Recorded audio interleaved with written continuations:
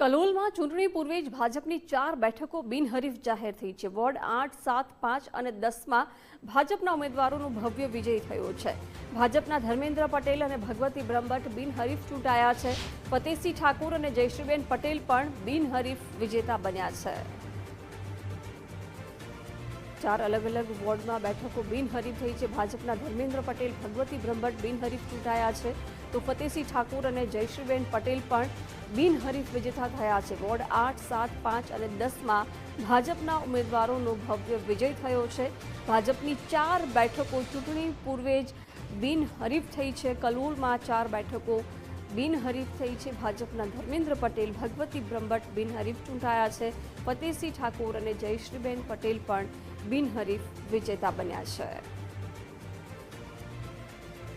કલોલમાં 4 બેઠકો બિનહરીફ ભારતીય જનતા પાર્ટીની થઈ છે, જેમાં ભાજપના ધર્મેન્દ્ર પટેલ, ભગવતી બ્રહ્મભટ્ટ, ફતેહસિંહ ઠાકુર અને જયશ્રીબેન પટેલ બિનહરીફ વિજેતા થયા છે। વોર્ડ નંબર 8, 7, 5 અને 10માં ભાજપના ઉમેદવારોનો ભવ્ય વિજય થયો છે। ચૂંટણી પહેલા જ અહીં 4 બેઠકો બિનહરીફ રહી છે।